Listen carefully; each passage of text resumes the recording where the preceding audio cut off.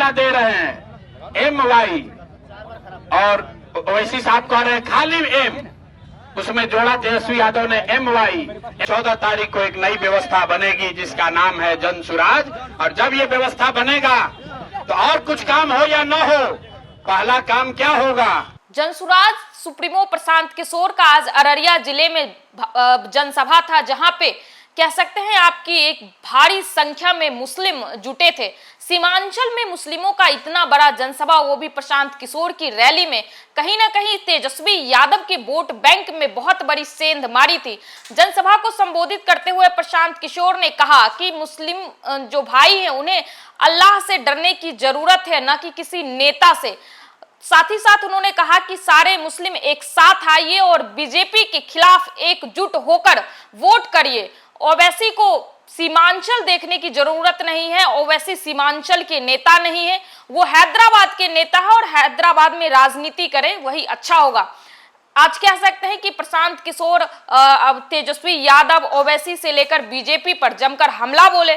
वो क्या कुछ कह रहे हैं अपने बयानों में, हम उनके बयान के साथ आपको छोड़ जाते हैं। मैं पहली बार राजनीति में अभी ही आया हूँ, आज से 3.5 साल पहले, जब मैंने यहाँ पैदल चलना चंपारण से शुरू किया, और उसका एक ही उद्देश्य रहा है कि बिहार में व्यवस्था के परिवर्तन के लिए जो यहाँ पर सबसे पहला काम है कि लोगों का राजनीतिक बंधुआ मजदूरी खत्म किया जाए। यहाँ 5 बरस नेता लोग जनता को लूटता है, परेशान करता है, और चुनाव के समय जनता के पास विकल्प नहीं रहता है, तो लालू जी के डर से भाजपा नीतीश और भाजपा का डर दिखाकर लालू जी का लालटेन में किरासन तेल बनकर लोगों का जीवन जल रहा है। इस बार ये तय हुआ कि नहीं, जनता के पास एक विकल्प होगा। अब विकल्प किसका होगा? प्रशांत किशोर का नहीं, किसी एक व्यक्ति का नहीं, किसी एक जाति धर्म का नहीं, पूरे बिहार के उन लोगों का जो बिहार में अपने बच्चों के लिए पढ़ाई चाहते हैं, अपने बच्चों के साथ इंसाफ करना चाहते हैं, पलायन बंद करना चाहते हैं। तो 1 करोड़ लोगों ने 2.5 बरस में, जब मैं पैदल चला, 1 करोड़ लोगों ने मिलकर जो दल बनाया उसका नाम है जन सुराज, और इसका चुनाव चिन्ह है स्कूल का बस्ता।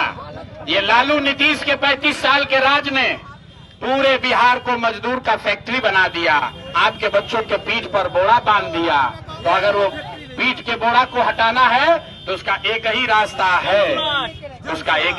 है, वो है पढ़ाई। इस्लाम के मानने वाले लोग, उनको मालूम है कुरान का पहला शब्द क्या है? इकरा। इकरा मतलब पढ़ो, और आपके बच्चों के पढ़ाई का कोई बात नहीं कर रहा है। वही हाल हिंदुओं का है। तो मेरे भाई, जनसुराज इसलिए बना है कि आप अपने बच्चों को पढ़ाओ, अपने बच्चों के साथ इंसाफ करो। अभी जो मैंने बताया भाषण में, भाजपा से मत डरो, दूसरा दल वाला आएगा कहेगा भाजपा से डरो, हमको वोट दे दो, हमारे लालटेन में किरासन तेल बन जाओ। जनसुराज ये कह रहा है सारे इस्लाम को मानने वाले मुसलमान भाई, अल्लाह से डरिए और हक के साथ खड़े होइए, अपने बच्चों के साथ खड़े हो जाइए, तभी आपके बच्चों का फायदा होगा, आपके यहाँ बेरोजगारी खत्म होगी। और अभी सारे समाज ने, सबने मिलकर लब्बैक कहा है, और यहाँ जो कि हाट की धरती से ये शुरुआत हुई है, अगले 15 दिन में पूरे बिहार में आप ये परिवर्तन का, बदलाव का लहर देखेंगे। 14 तारीख को एक नई व्यवस्था बनेगी जिसका नाम है जन सुराज, और जब ये व्यवस्था बनेगा तो और कुछ काम हो या न हो, पहला काम क्या होगा? आपके घर के जो बच्चे बाहर गए हैं मजदूरी करने, जो 10-12 हजार रुपया के लिए बॉम्बे में, दिल्ली में जाकर दोजख का जिंदगी जी रहा है, अपना पेट काटता है कि 5-6 हजार घर पर भेजेंगे तो हमारा बाल बच्चा खाएगा। जनसुराज ने पहला वादा किया है कि अगर जनसुराज की व्यवस्था 14 को बन गई तो आप में से किसी के बच्चे को, किसी के पति को, किसी के भाई को, किसी के भतीजा को 10-12 हजार रुपया के रोजी रोजगार के लिए अपना गांव अररिया, जो कि हाट बिहार सीमांचल छोड़कर दूसरे राज्य में नहीं जाना पड़ेगा। तो भैया आपको तय करना है, अगर आप अपने बच्चों को, आपको राजनीतिक बंधुआ मजदूरी को जनसुराज ने खत्म कर दिया, आपके सामने विकल्प आ गया। अब आपको लालू के डर से मोदी और मोदी के डर से लालू को वोट नहीं देना है, लेकिन राजनीतिक जो आजादी मिली है इसका फायदा तब होगा, आर्थिक आजादी तब मिलेगी जब 11 तारीख को आप बस्ता छाप पर वोट देकर सरफराज भाई को यहाँ से जिताकर सदन में भेजिए। सरफराज भाई को जिताकर भेजिए ताकि इस बदलाव के अभियान में जो कि हाट का एक बड़ा योगदान हो। एक साथी सिर्फ जो कि हाट का नहीं पूरे सीमांचल का नेतृत्व करे, जैसे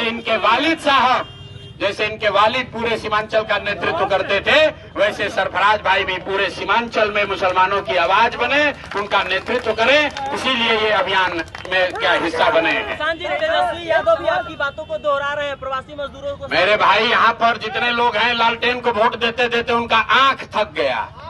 30 बरस 35 बरस से तेजस्वी यादव यहाँ आए थे, क्या बोले? हम भाजपा को हरा देंगे, हम मोदी को हरा देंगे। मेरे भाई बंगाल में मोदी को कौन पटका?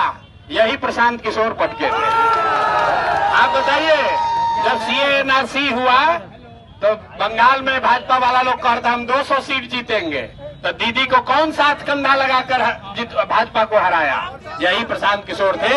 अगर आप हमारे साथ जुड़िएगा तो हम आपको इतना ही कह सकते हैं कि जो कि हाट की लड़ाई सीमांचल तक जाएगी, सीमांचल की लड़ाई बिहार तक जाएगी, और अगर बिहार में ये चीज हुआ तो ये बिहार में रुकने वाला नहीं है, देश में भी हम ही लोग इनको रोक कर दिखाएंगे।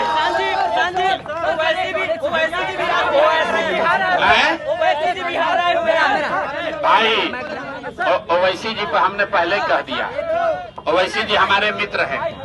ओवैसी जी को हैदराबाद देखना चाहिए, और सीमांचल जो है वो सरफराज भाई जैसे नेताओं पर, सीमांचल के बच्चों पर छोड़ देना चाहिए। ओवैसी साहब जो कह रहे हैं वो मुसलमानों के हक की बात नहीं है। ओवैसी साहब ये कह रहे हैं कि सारा मुसलमान इकट्ठा हो जाइए, हम लोग लड़ेंगे, अपने हक की बात करेंगे। मेरे भाई यही चीज तो भाजपा भी चाहती है कि सारा मुसलमान इकट्ठा हो जाए, हिंदू के खिलाफ हो जाए।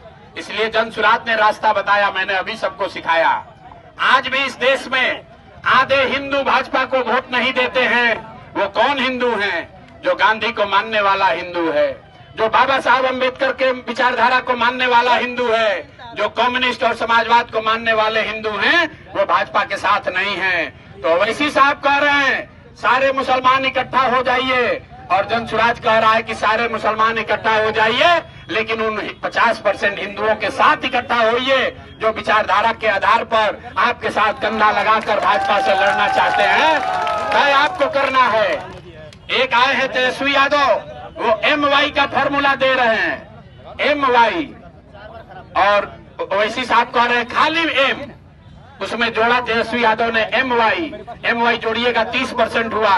लेकिन जो जनसुराज का फॉर्मूला है, इसमें 4 विचारधारा के मानने वाले हिंदुओं के साथ अगर मुसलमान जुड़ जाए तो हम लोग 60% होंगे, भाजपा वाले 40 होंगे। इसी से उनको हराया जा सकता है, इसी फॉर्मूले से आगे लड़ाई लड़ी जा सकती है।